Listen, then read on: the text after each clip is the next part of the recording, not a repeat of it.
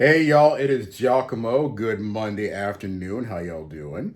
Got a few things to talk about here and gonna try to do a little mixed content like Jericho Green. Hey, I want to meet this brother. He seems the type of guy I'd like to hang out with and grab some beer, you know what I'm saying?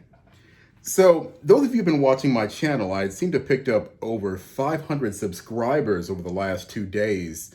Know that I posted the ShadowGate video, quiet Sherbert, from Millennial Millie on Shabbat, and I had to be on my knees and ask Yahweh for forgiveness. But as we say in the Hebrew community, it is good to do good on the Sabbath. And if there is something going on in our community, in our country, that is nefarious, I need to be the watchman on the wall and say, hey, y'all need to take a look at this over here because our liberties, our ability to go and come as we please and to worship or not worship the Creator as we please is being hampered because someone is watching us digitally.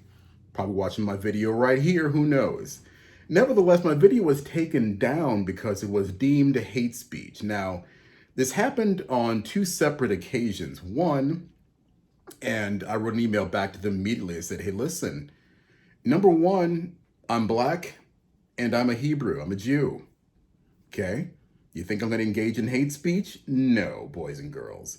And certainly having a transgendered cousin, Jessica, now used to be called Kenny, that is, and having a gay cousin or two as well, my dad's side of the family, I'm sympathetic. I don't agree, but that's my opinion. Nevertheless, the video didn't contain any directed hate speech or hate speech at all toward any particular group of people. So, and of course, when someone doesn't like your content on YouTube, all I gotta do is hit that little flag button and ba-bam, YouTube goes into all perplexed hyperpoxia mode and they shut you down without question, without having to look at the video at all. And so what they do, unfortunately, is they make you go back to them and appeal. Now, the first time the video was taken down, I appealed and said, there's no hate speech in this video. What's going on? They wrote back to me in a few hours or so, said, hey, we appreciate you reaching out to us. After looking at the video, there is no hate speech involved, and they put it back up. This morning, I find out again after, I think I have like 900 comments on my page, the video was taken down a second time. So naturally, I appealed a second time. And what happens this time, they hold the the removal of the video. And it said, hey, by the way, you now have a strike on your account. If you get one more strike, you will get a 1-week suspension. So I'm like, look, I've already been through this and I want clarification. What did you see that I didn't see in this video where you're telling me that there's hate speech involved? And so I went ahead and got a hold of one of their content creation specialists. And I said, lay this out for me. Let me know what it is that I did.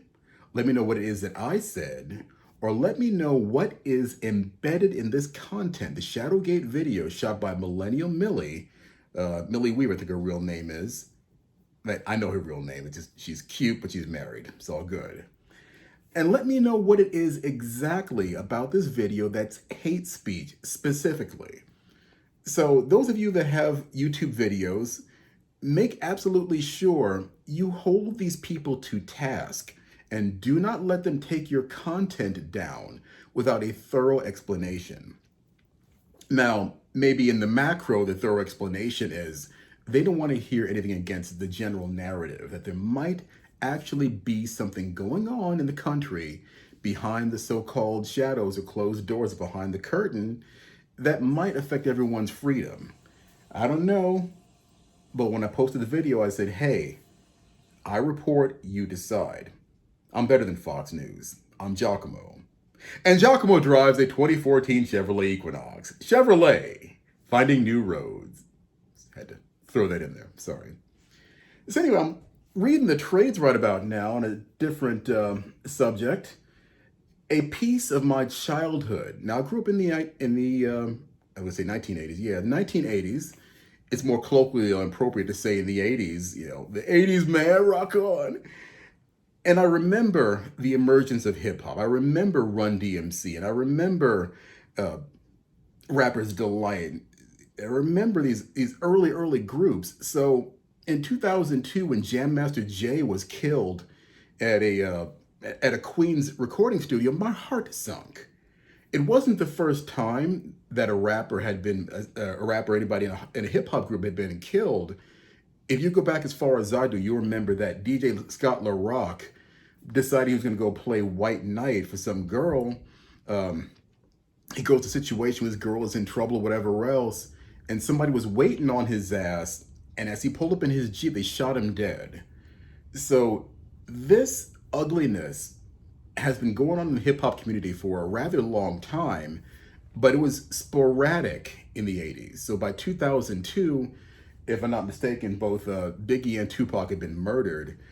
So it was getting a little bit more commonplace, but you would think that hip hop royalty, like Jay, his real name is James Mizell, okay, but hip hop royalty, Jam Master Jay, would be immune to it. He would get, as we say, the ghetto pass. Like, okay, whatever he did, whatever he might have done, whatever he's involved in, no, he's old school, he gets a pass. Not so much. Well, as things go, after 18 years, the expression is justice delayed is justice denied. I don't know that for a fact because, murder, there is no statute of limitations when it comes to pursuing a murder. So you can find somebody that killed somebody 30, 40, 70 years ago, even my brother Jews, when they find one of the guards from Auschwitz or the other camps, like Buchenwald, I think the other camp is called, they find him, they prosecute him, like, hey, this ain't over. You murdered people. And that goes for the two men that are accused of shooting Jam Master Jay.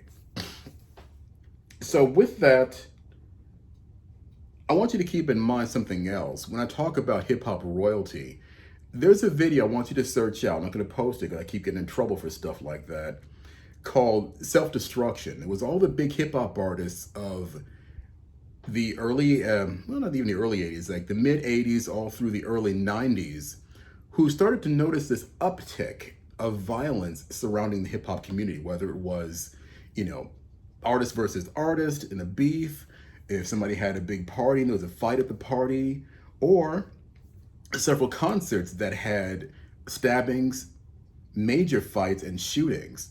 And these folks all got together, Chuck D from Public Enemy got together and said, hey, we need to, as a community, nip this thing in the bud right now because it is a reflection on hip hop in the micro and in the macro, Black people. As if we can't control ourselves when we go to an event, or for whatever reason, we can't control ourselves and, hey, squash that real quick, homie, it's all good. That's about as Black as I get, I'm sorry. But with that, nobody has tried anything like that recently. And I'm very sad to report that that was a one-off. Every generation of hip hop artists, going up to right now with Drake and Lil Wayne, should be getting into the community and saying, knock this nonsense off. Seriously. It is high time that we started loving each other as Black people, stopped wrecking our communities, turned our back on drugs and gangs and the degradation of our women through the music and everything else going on in the culture, and start to rebuild.